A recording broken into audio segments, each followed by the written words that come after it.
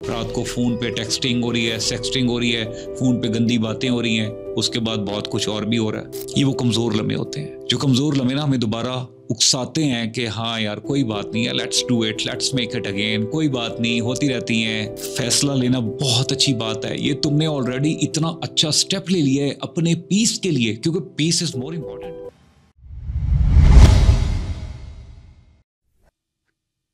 अस्सलाम वालेकुम, कैसे हैं आप? उम्मीद करता हूँ ठीक है। नहीं है तो मैं करने आया हूँ, मैं आप लोगों को ठीक ही करने आया हूँ। वैसे by the way I just wanted to know, आपकी ज़िंदगी में कोई ऐसा रिश्ता है या कभी बनाया जिसको आपने बहुत प्यार से बनाया हो, लेकिन फिर कुछ अरसे बाद then you realise that we are not made for each other, और वही सेम रिश्ता जिसके लिए आपने एफर्ट की हो, रिसोर्सेज की, टाइम इन्वेस्ट किया हो, सब कुछ दिया हो, उसी को ख़त्म करने के लिए आप किसी भी हद तक चले गए हो, क्योंकि वो इतना टॉक्सिक बन चुका था कि आपको तकलीफ देने के लिए हर एंगल से आपको टॉर्चर दे रहा था। ऐसा हुआ कभी? और ऐसी सिचुएशन में रिश्ता भी खत्म हो चुका होता है, लेकिन फिर भी कहीं ना कहीं अंदर ही अंदर से कुछ खास मौकों में आपके जिंदगी में आपके वो दिल में बातें आती होंगी, यार काश दोबारा मैं बात कर लेता हूँ। ये वो कमजोर लम्हे होते हैं जो कमजोर लम्हे ना हमें दोबारा उकसाते हैं कि हाँ यार कोई बात नहीं है, let's do it, let's make it again, कोई बात नहीं, होती रहती हैं। यहीं पे सबसे बड़ी गलती करते हो, क्योंकि फैसला लेना बहुत अच्छी बात है। ये तुमने ऑलरेडी इतना अच्छा स्टेप ले लिया है अपने पीस के लिए, क्योंकि पीस इज मोर इम्पोर्टेंट। सबसे ज्यादा अगर आपकी जिंदगी में जिस रिश्ते को स्टार्ट करने के बाद आप एक्सपेक्ट कर रहे थे कि मेरी जिंदगी में बहारें आ जाएंगी और लाइट्स होंगी और हवाएं चलेंगी, कुछ भी नहीं हुआ। उल्टा आप टॉर्चर हो रहे हैं, उल्टा आप एक्स्ट्रा जवाब दे रहे हैं, उल्टा आपके ज़हन की खबासत वैसी की वैसी है। आप बेसिकली टेक्निकल ग्राउंड पे देखो तो आप खुद भी सोचते हो कि सिर्फ हवस पूरी हो रही है, इसके अलावा कुछ भी नहीं हो रहा। रात को फ़ोन पे टेक्सटिंग हो रही है, सेक्सटिंग हो रही है, फ़ोन पे गंदी बातें हो रही हैं, उसके बाद बहुत कुछ और भी हो रहा है। You know what I am talking about? सच बोल रहा हूँ ना? ये चीज़ आपको दिल में गिल्ट क्रिएट किया और फिर आपने, इसके अलावा कुछ भी नहीं था, और फिर आपने एक स्टेप लेके उसको वाइंड अप कर दिया।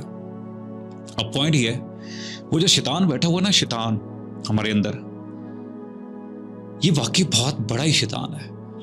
ये आपको बार बार, इसने आपको नहीं छोड़ना। आपने इसको छुड़वा दिया, आपने इसको बताया कि मैं तो अल्लाह का बंदा हूं, उसका बंदा हूं जिसने मुझे द ग्रेटेस्ट क्रिएचर का ऑलरेडी खत्म लकब दे दिया है। आपने इसको बता दिया और एक बार हरा दिया, लेकिन आपको क्या लगता है कि इसने हार मान ली? इसने अब पता है आपको क्या जवाब दे रहा होता है? पुत्र तो जरा थोड़ा आगे तो बढ़, मैं तुम्हें ऐसे ऐसे तरीके से वार करूंगा और ऐसे ऐसे तरीके से उसकी याद दिलाऊंगा जिसको तुमने छोड़ा है, जो तुम्हारा कहीं ना कहीं लस्ट पूरी कर रहा था, कहीं ना कहीं तुम्हारे नफ्स के साथ प्ले हो रहा था और तुम्हें भी मजा आ रहा था। और ऐसे ही होता है, जैसे तुम्हारी जिंदगी में कुछ अच्छे टर्न्स आते हैं या कुछ बैड टर्न्स आते हैं, यू फील समथिंग कि कोई ऐसा बंदा हो जिसके मैं क्लोज हूं और जिसको मैं अपनी सारे दिल का हाल दे दूं, और क्योंकि नहीं होता उस वक्त, एनर्जी क्लियर हो चुकी होती है। और एनर्जी क्लियर होने की सबसे बड़ी इस सारे प्रोसेस में जो प्राइस है वो आप अकेलेपन के साथ दे रहे होते हो। आप बहुत कम लोगों को ट्रस्ट कर रहे होते हो। ऐसी सिचुएशन में आपकी जिंदगी में और तो कोई लोग होते नहीं है, गैप ऑलरेडी चल रहा होता है, तो वही रही सही कसर शैतान साहब पूरी करते हैं और आपको दोबारा उसी शख्स की, उसी कमीने बेगैरत इंसान की याद दिलाते हैं। और फिर आपको दिल में यही ख्याल आते हैं, यार काश को कि कोई बात नहीं, हाँ क्या हाल है, ये वाला टेक्स्ट कर दिया, कैसे हो, आई मिस यू, मैं तुम्हें नहीं भूल पा रही या नहीं भूल पा रहा, प्लीज मेरे से बात कर लो। यहाँ से फिर दोबारा जो तुम वापसी का रास्ता लेते हो ना, उसके बाद ये चीज तुम्हारा साइकोलॉजिकल पैटर्न बन जाती है। और अगली बात बताऊं, ये इतनी खतरनाक बात है कि तुम अपना पैटर्न तो बना ही रहे होते हो, तुम उस बंदे को भी रास्ता दिखा रहे हो that this is who you are, और टेक्निकली सेल्फ रिस्पेक्ट को भी रोंद के उसके पास जाते हो।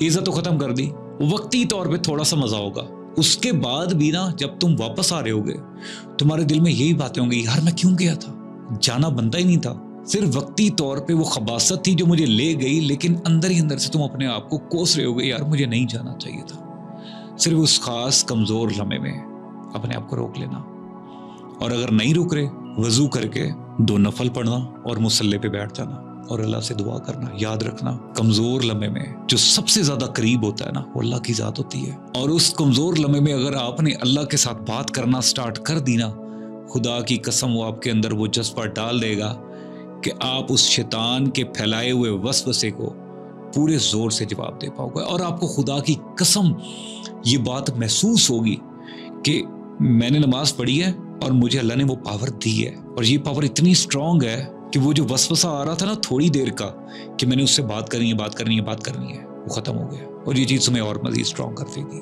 अगर यकीन नहीं आ रहा एक बार करके देख लेना। Wake up.